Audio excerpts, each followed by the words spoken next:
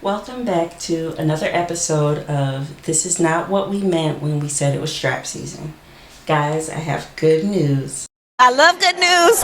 Love good news. I just love good news.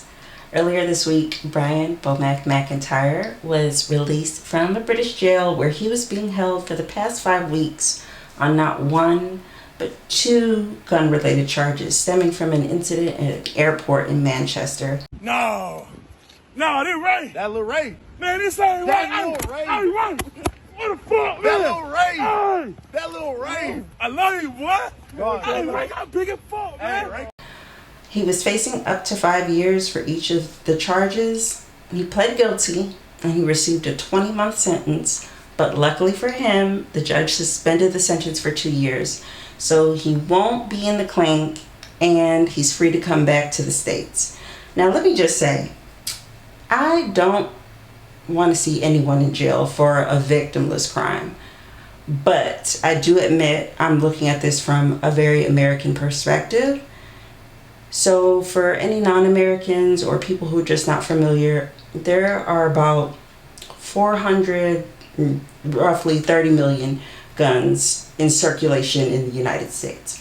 And that's only the legal guns that are being counted. So there are plenty to go around. I personally own 3. It's just part of the culture here. So when I first heard the news that he had a gun, I wasn't surprised. Having a weapon to me is not a big deal. It's the equivalent of owning a pair of socks. Literally nothing to be alarmed about. But I was shocked that he took it to the UK. I have flown with a weapon before, but there are steps that you have to take to be within the law.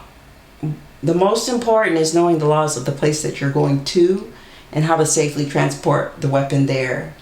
It's like for some people, the lights are on, but nobody's at home. What if that gun would have went off and hit a vital part of the engine while you're in the air? And then you're going to the UK on top of it. The UK is smaller than Texas. I'm sure there are guns there, but not that many. And then, what was he doing that he needed a blicky? Were you doing road part-time when you weren't training? I'm not sure. If you follow me on Twitter, you know that I do my fair share of trolling both Bud and BoMac. But I'm truly happy to see that he's free and that he's back with his loved ones. That's the most important thing. And the second most important thing is that he'll be back in Bud's corner when Errol Spence beats his ass in the rematch. If you made it this far, I truly appreciate you. Until next time, stay safe, stay out of prison, and stay messy. I'm a messy bitch who lives for drama.